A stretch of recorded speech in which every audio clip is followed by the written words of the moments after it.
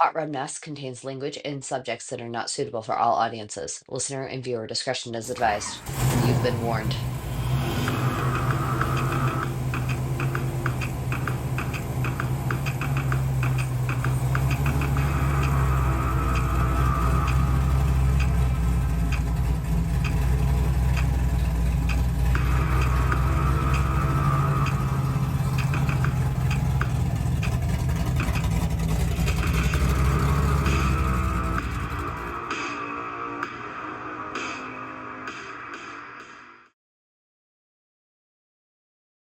Welcome to Hot Rod Mess. I'm Angie. And I'm Candice. This is a podcast about life's twists, turns, and that sweet sound of a revving engine.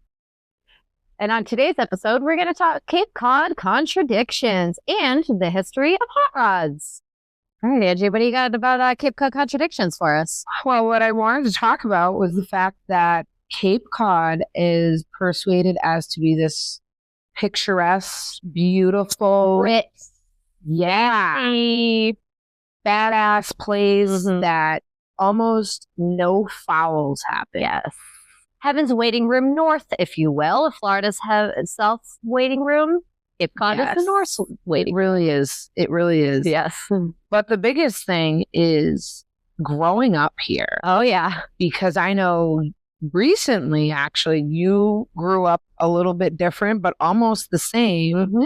And I want to touch on the drugs and the reality of schools and the struggle, because literally the roads shut down. Literally shut down. Come September. Oh, yeah. Right after Labor Day. If you're a child here, you're stuck. Like, you're struggling. You're not going anywhere. What do you do? There's nothing to do here. Not a thing. No. What are you doing? Drugs and stupid shit. Drugs and stupid shit. Or you're, like when I was a kid, we would, oh shit, they're done. Okay, everybody's gone. Oh, the summer people are gone. What'd they leave behind at their house? Like, let's go peep in some rich people's shit. Because it's not real life. No. It's not real life. No.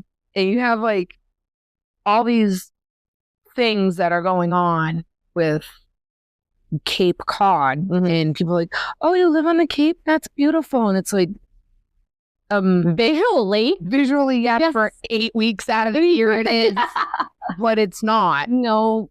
And so like my background a little bit is that when I was a kid, I went down the different road.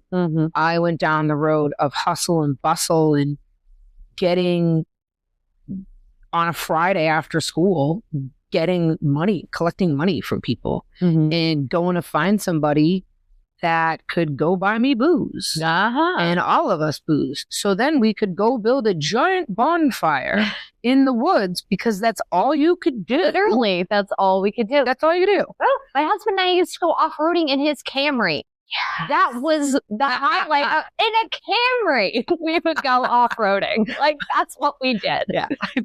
We stole my brother stole a golf cart from the Mashpee dump. Oh my God. And then we got it stuck on a stump. So that was great. This is what we do on Cape Cod. That is what we do. We have nothing else to do. You just like get beer, get some weed, get some whatever, go in the woods, and fuck it. Let's find out what happens later. Yep. And back in the day, like, the cops were awesome. Nobody bothered you, really. They never bothered you. They didn't care. They knew who you were. They were like, listen, you little shit. Yep. Dump your shit out. Go home. Exactly. The amount of times I got pulled over and the cop went, do you have anything? I'd hand him a bag of weed. He'd go, all right, have a nice day. Right. The amount of times that happened before it was even legal. For real. Now, the funny part is, like, hell no, are you doing that on Cape Cod now? No way. I mean, not way. Like, you go to other places. And because William and I, like, we travel a lot. Who's William? William's my husband. Yes, my badass. But we go places all the time with kids, and my kids are like, "Oh my God, this would never be allowed on the Cape. Oh, they're driving a golf cart down the road." I'm like, I know. Oh, no one's driving a golf cart. You're not. No, it's not happening. No.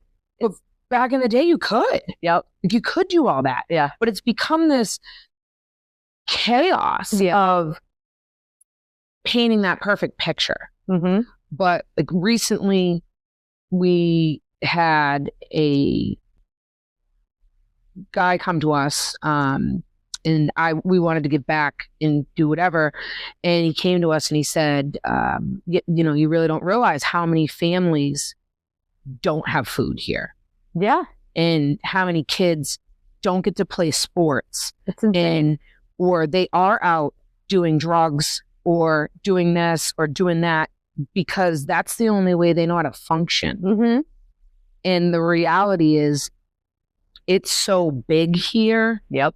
The drugs and the chaos of it. Yeah. That nobody gets it. Yep. Unless you're here. Yeah. Like when you rip the mask off, it's ugly. Actually a member year-round living here, you see all the stuff. The extra people who come for the 8 weeks in the summer, they don't know. They only see, walking down Main Street in Falmouth or going to Dennis. So pretty. Look at all the beaches. But, they don't realize that the person who's serving you dinner might have a drug problem and might not be able to feed their kids tonight.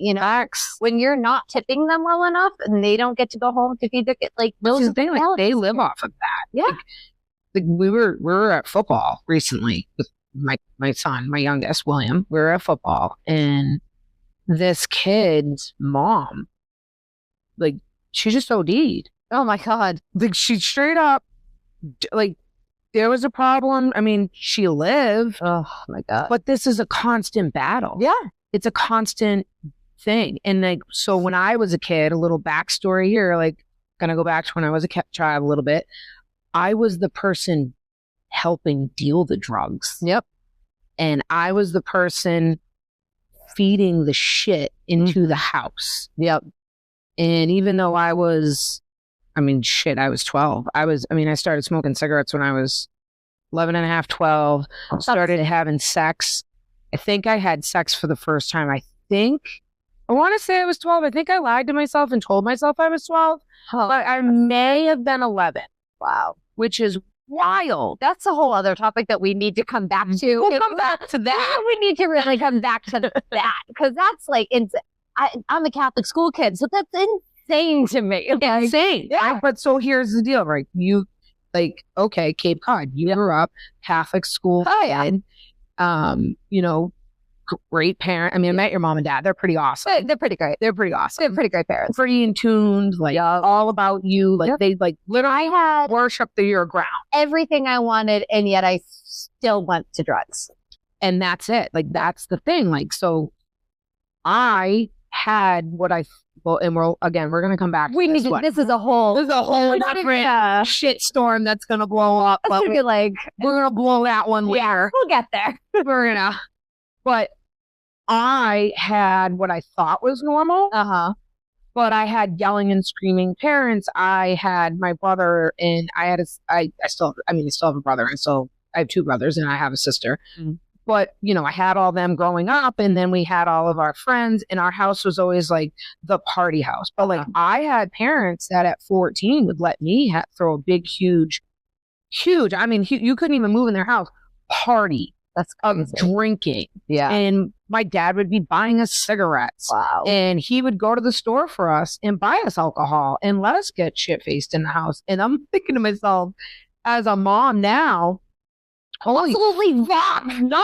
Absolutely not. No way. No fucking way in hell. My oldest is 17, and I would not let her throw a rager in my house. No way. No way. I've allowed my son before he went to college because I have an oldest. He's in college. Sad story. Not really good for him. But he said, Mom, I really don't want to go to college not knowing about drinking. Can I please get drunk? Mom, can I please talk about raising a nerd? And I was such I was a bad kid in school. He couldn't be more opposite of you in that aspect. It's so funny. It's true story. Well, asking can I have a drink? Can I have you know what? You're 18 now. I get it. As long as it's safe and it's in the house and you have to do it with me and I'm going to monitor everything. Okay, great. And did you know that's actually legal in Massachusetts, that you can allow your child to drink in your own child, you can allow them to drink in your home, and it's perfectly legal. No, I That's never funny. knew that. Yeah. I actually never knew that. Yeah. That's a fun, interesting I fact. have a lot of really random facts that are going to just like be That's awesome. The fun fact box. oh, that is me. Please tell me a fun fact box. But the thing is, like Cape Cod, like people, like a friend of mine grew up overseas. Yep. And recently we started chatting, and she doesn't live in the fake world, but she does live in the picturesque world of Cape Cod. Okay. Which is why, I mean, she's a citizen now and everything, and she's fantastic, and I love her. But when I sat with her at breakfast one morning, and I was like, dude, I put Stop and Shop bags on my feet and tied them, and I walked to the bus stop in the snow in those. And she was like, well, why didn't you just wear snow boots? Because we couldn't afford them. Like, there was no snow boots. Yeah.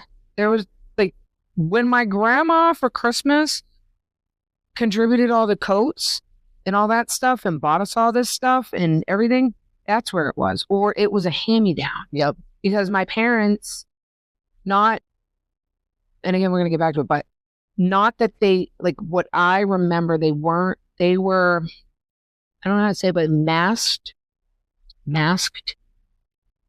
good parents. Okay.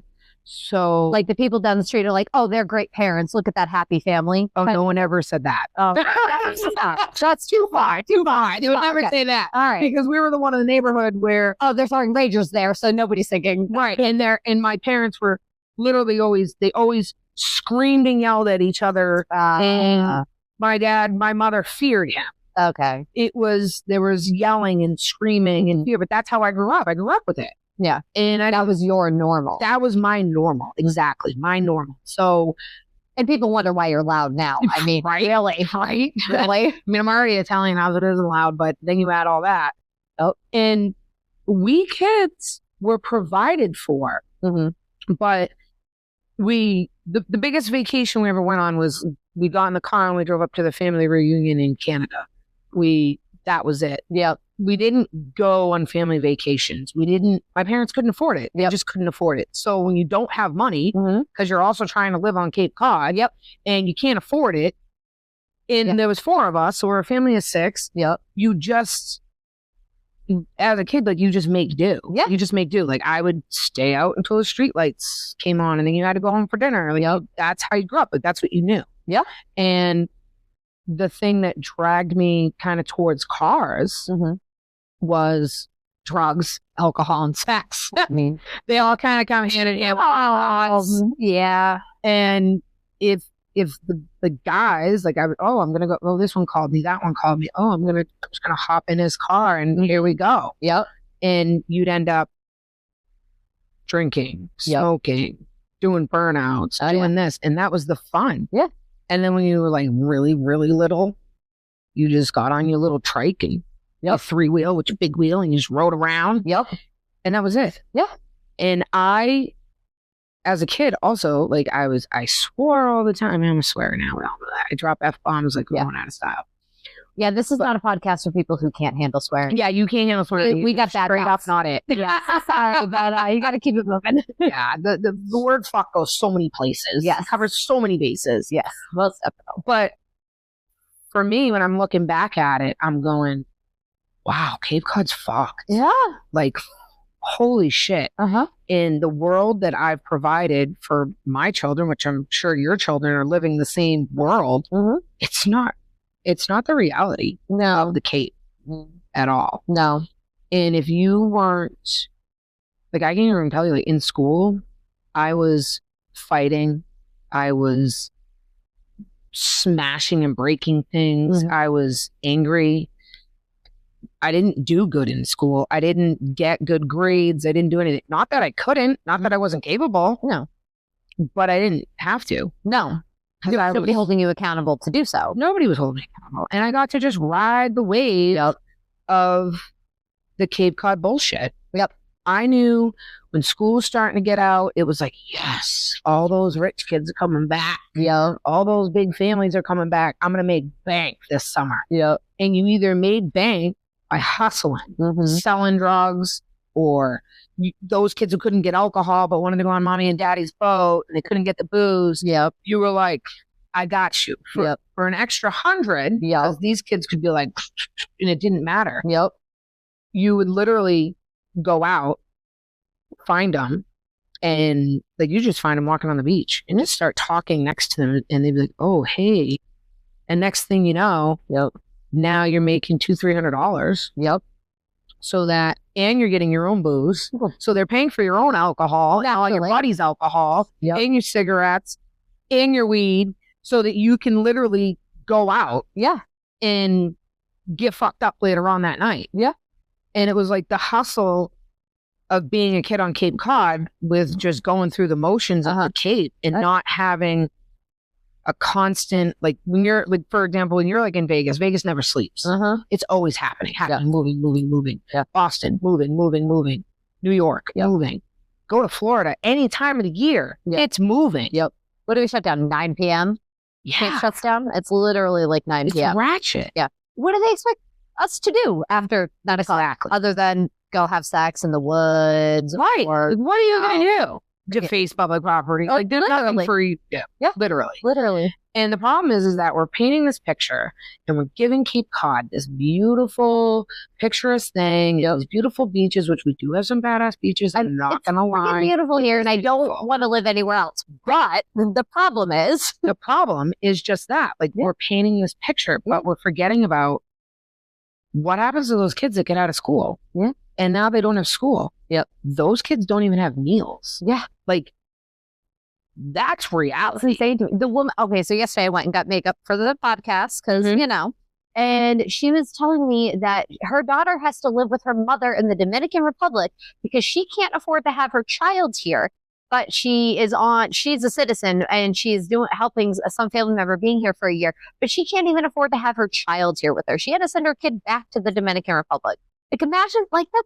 You shouldn't be able to work someplace and not be able to afford to live there with your child. It's crazy. And the other problem that you have is like, so we have rental properties and things like that.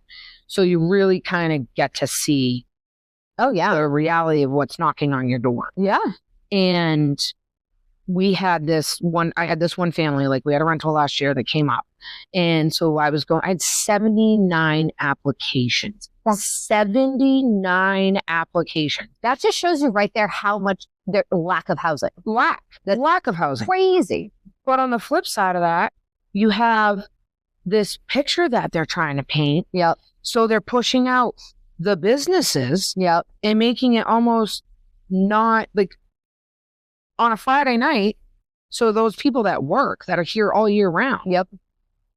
There's an ordinance from it's from 1 o'clock in the morning, I believe, until 6 a.m. or 5 a.m. No businesses are allowed to be open. And that's a thing, like on the Cape.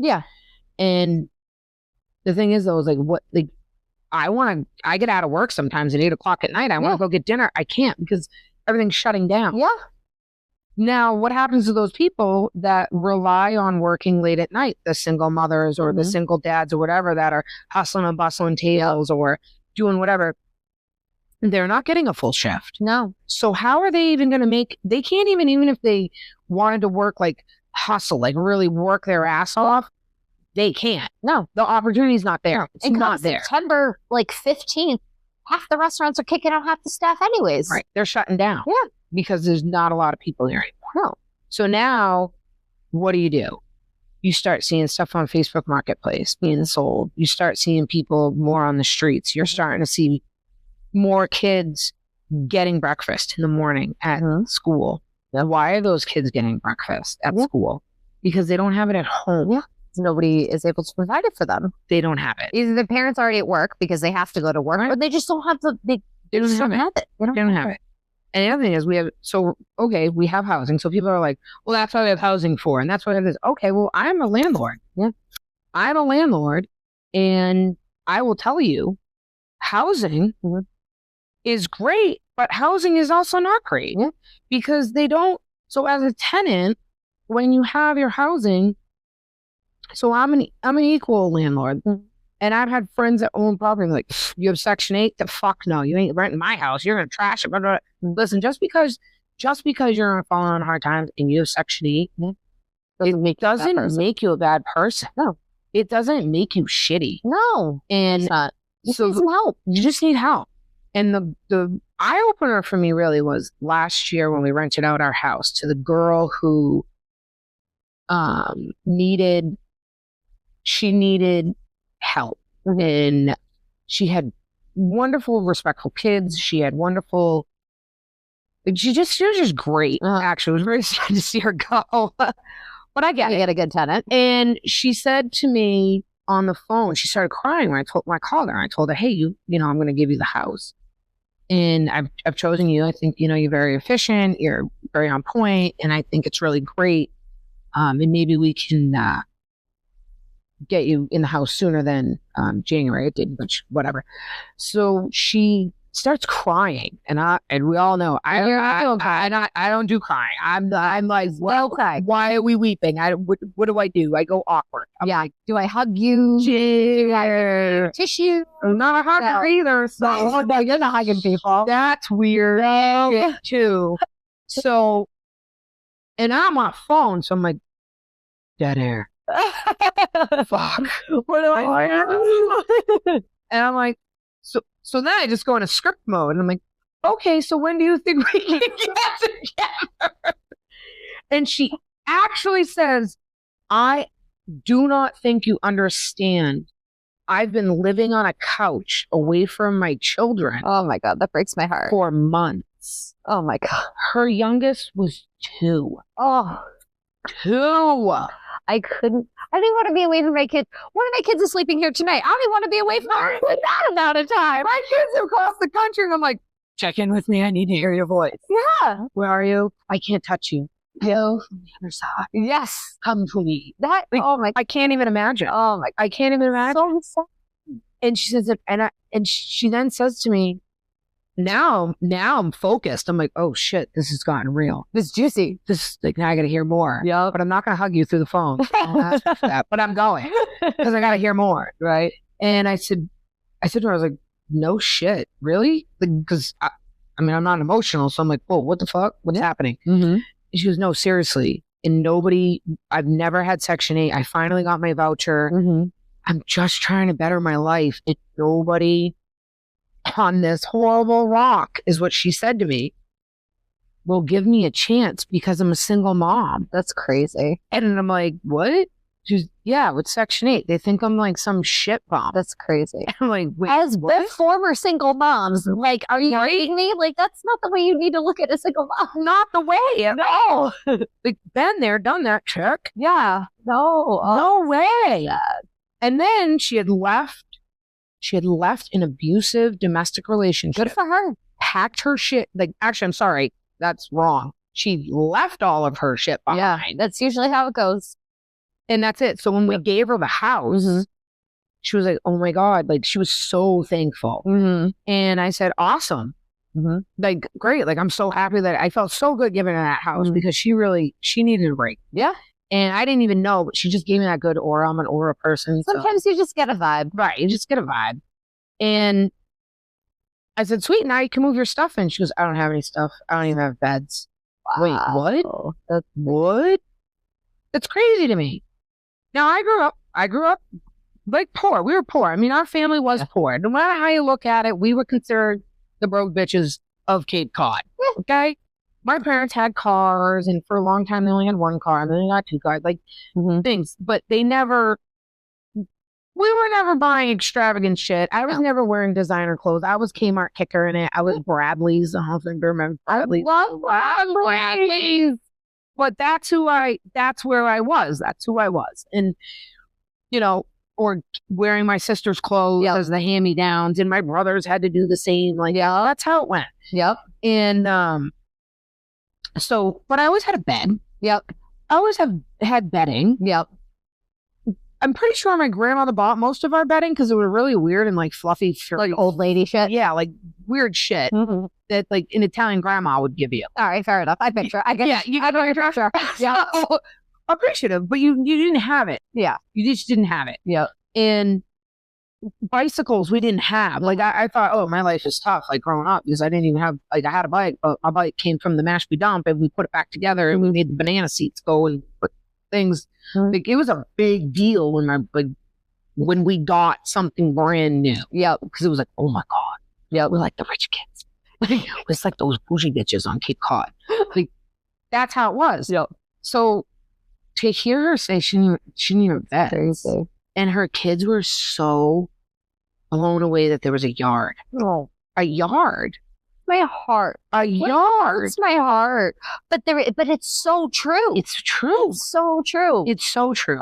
You want to know something funny about Section 8? So I applied for Section 8 when my middle child was born, and I got approved for Section 8 a week after I bought my house. It was 8 years that I was on the waiting list for 8 years. 8 weeks before I bought my house. I got 8 years. 8 years. It's insane. I got a letter. She goes, "Oh, you got a letter from housing. What, you just bought a house? What do you?" And I was like, I opened it and said, "You're next." And I was like, "Well, I don't think I've ever even gotten my letter.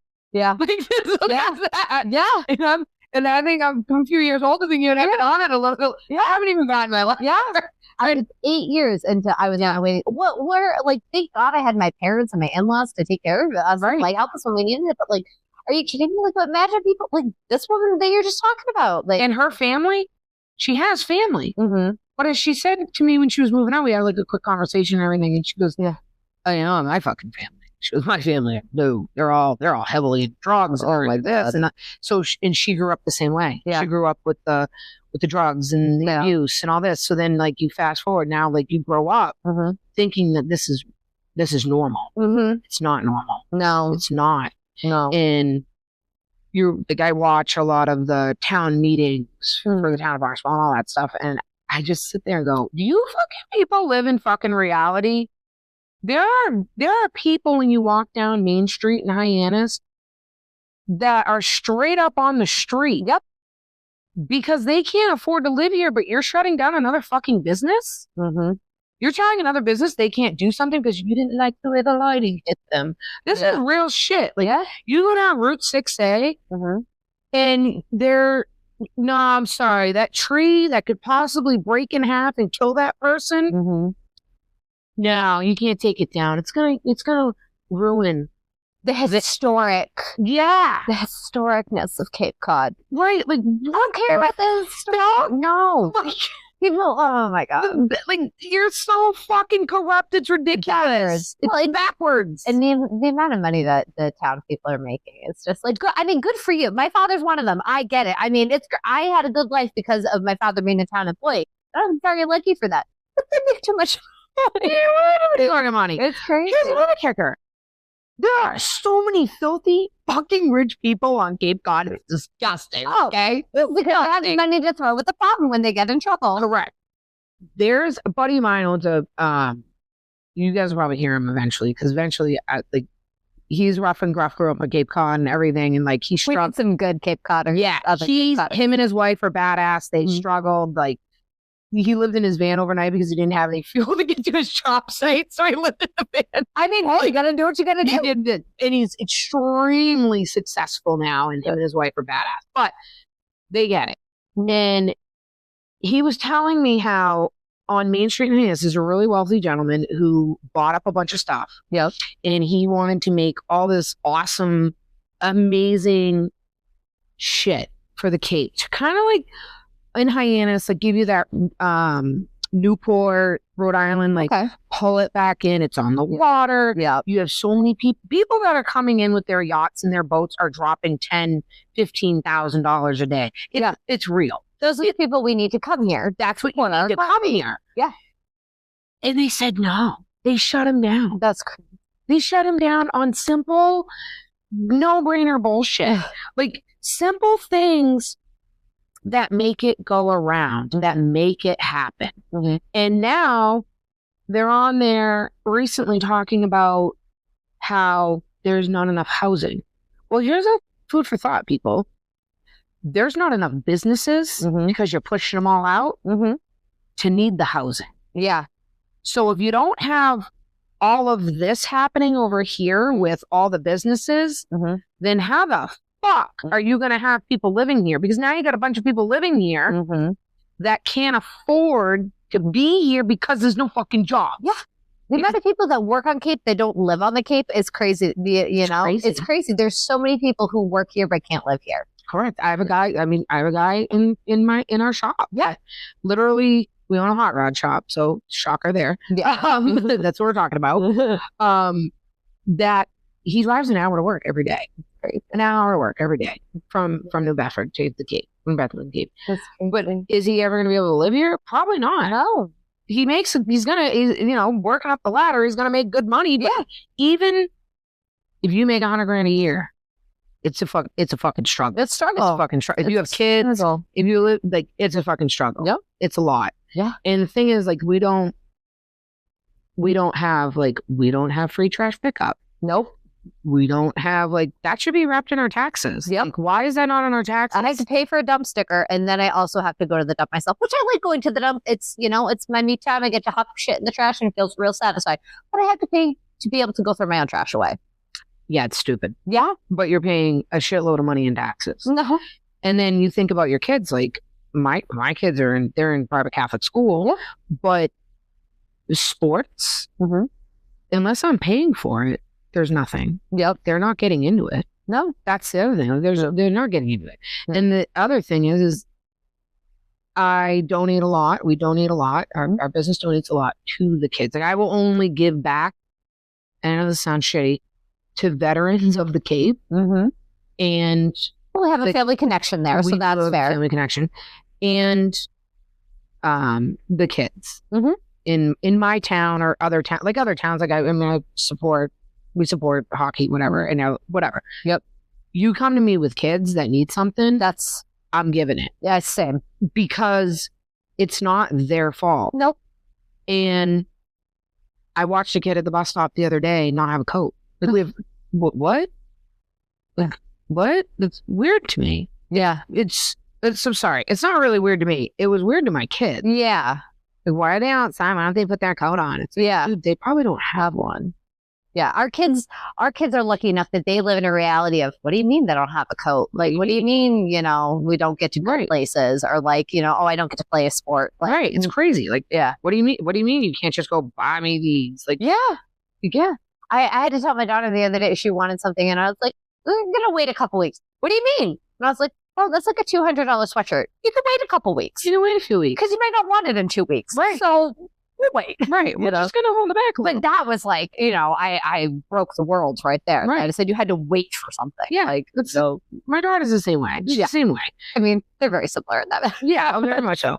But the thing is, like, our kids, I see these kids and I talk to a lot of them because we all know I'm a toddler.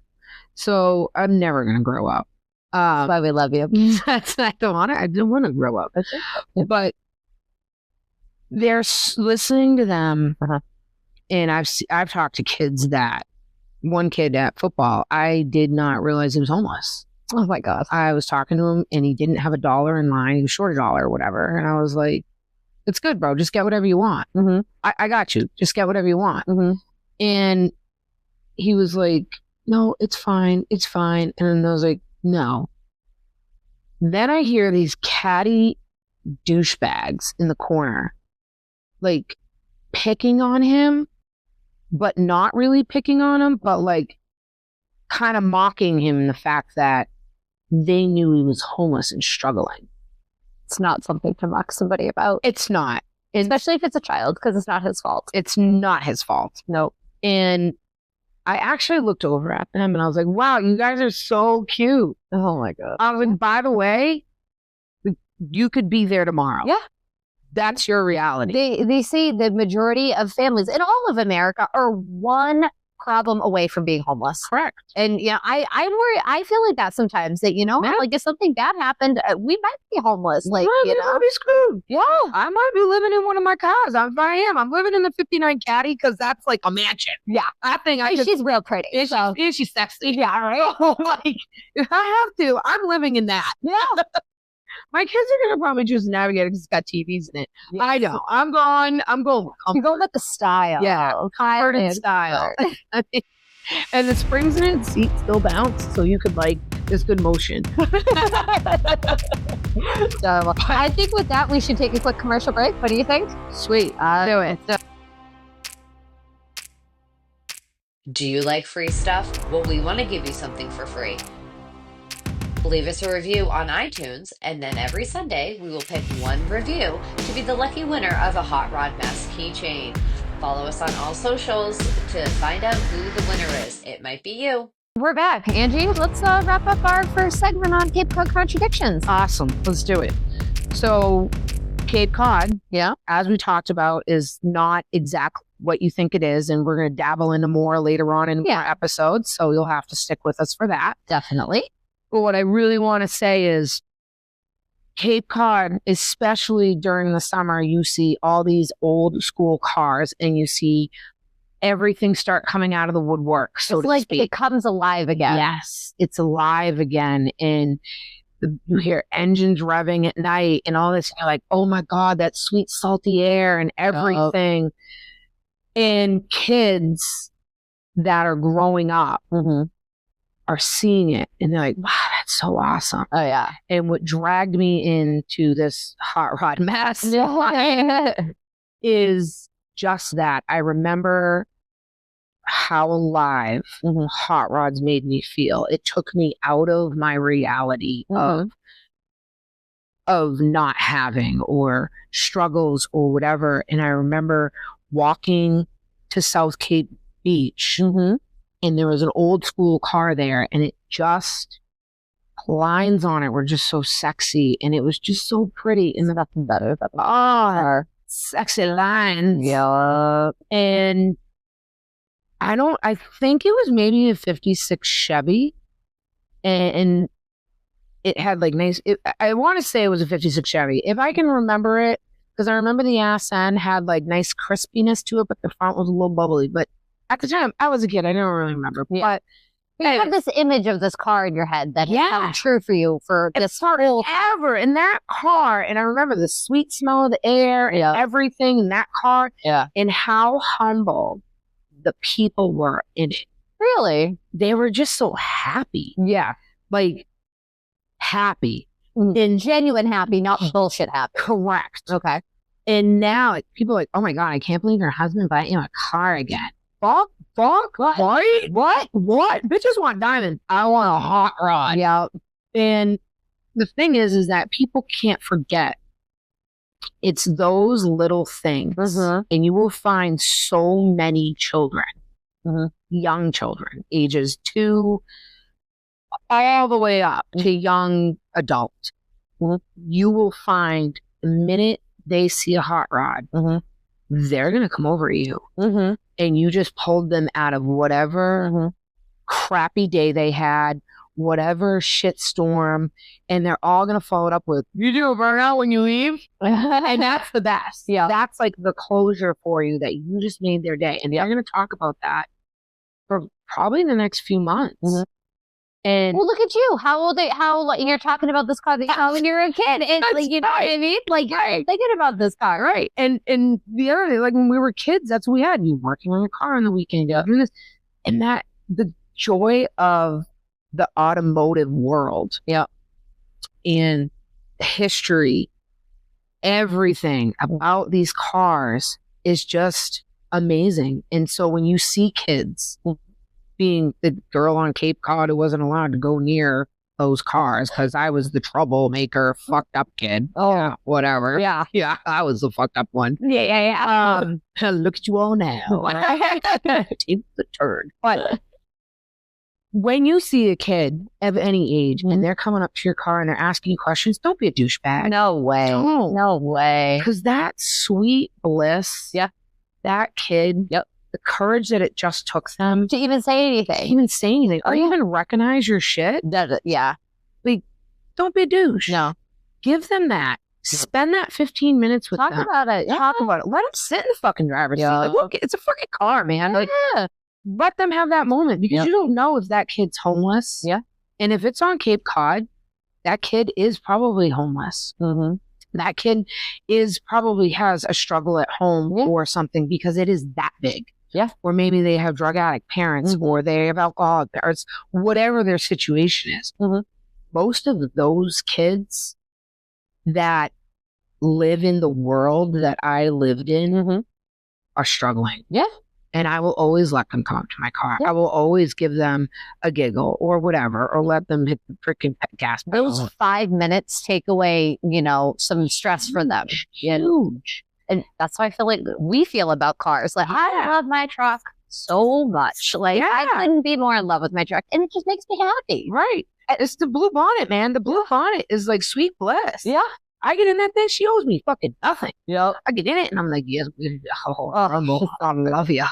And she's real good to take pictures with, too. She's pretty sexy. She's pretty stunning. But pretty great. The thing is, like, that's the reality, though. That's the reality of Cape Cod. And those kids that aren't, and they're just walking by that car because it's not the brand new Corvette, which we've talked about that. Well, we'll talk about that because I own a C8. But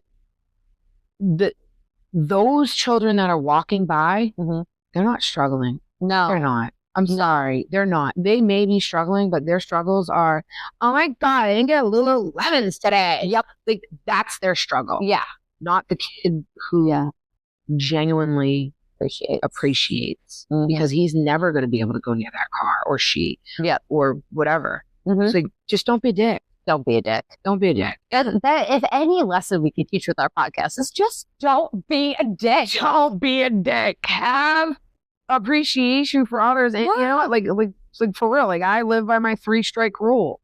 I give people 3 strikes. That's my rule in life. It's the rule in freaking baseball. So I figured I'll adapt it because first time you could just be having a shitty day. Second time, maybe I pissed on your Cheerios. I don't know. Maybe I did. It's right. Just a little bit. Third time you do the same thing, fuck you, man. No, We're done. We're out.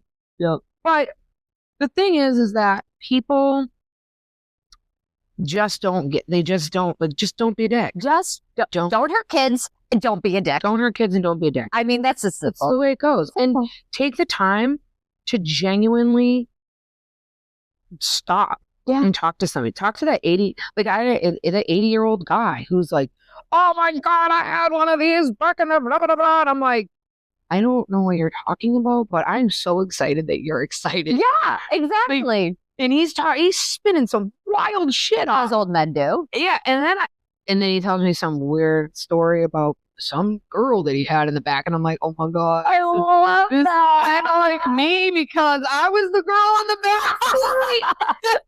Or bent over the hood, right? Face. It's all the time. Bro. So the thing is, like, so just you gotta be kind. Yeah. You learn so much history, which you're gonna bring us to some history right now. All right, let's have some history. So, interestingly, no one really knows where the name Hot Rod came from. So there's a couple different options. Some people think that it's because when the engines would explode, when these cars were first being built, a hot rod would go flying out of it. So I think that one's pretty good. I know you'd like that one. I did like that one. I was like, you know what? It kind of makes sense. It makes sense because, like, I've seen rods come out of motors and motors crack open, and I'm like, that's weird. How'd that happen? Well, it overheated. And come on. That's it. It blows up. I think that's a pretty good viable one, especially because when hot rods were first really a thing, people were just making them in their own driveways. They weren't going to make. Oh yeah, they were doing them themselves. So it was ghetto, and where the rat rod came from. Exactly, another one. Exactly, the rat rod. So and this one I kind of feel like is a little hot as in they were being stolen. Hot as a euphemism for selling. Yeah, it's kind of sort of. Another one is a modified version of the word hot roadster, which again, I see it, but like, meh. But they were not roadsters, so no, they were not roadsters. That's a roadster. Yeah, that's a roadster. My blue bonnet's a roadster. Exactly. So 59 Caddy's not.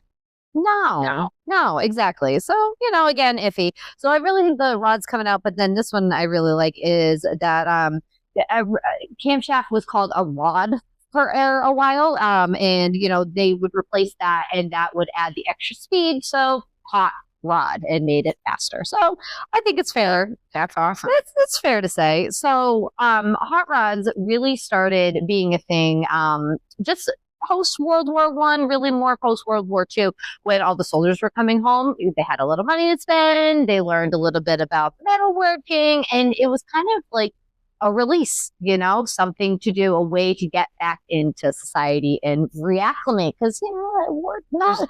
Nothing better than banging through some gears. Yeah, exactly. Especially when you are fucking stressed out. PTSD going on. You just came back from the war. Maybe your wife was banging the neighbor. Like, what was going on? Exactly.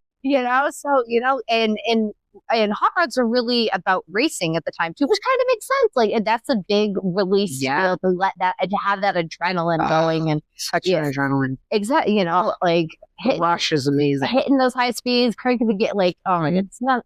I haven't had a stick car in so long, and I like, oh my god, has a stick anymore. No one's, and nobody knows how to drive a stick. And nobody knows how to drive it. That people know how to drive a stick, but like I miss just that, like.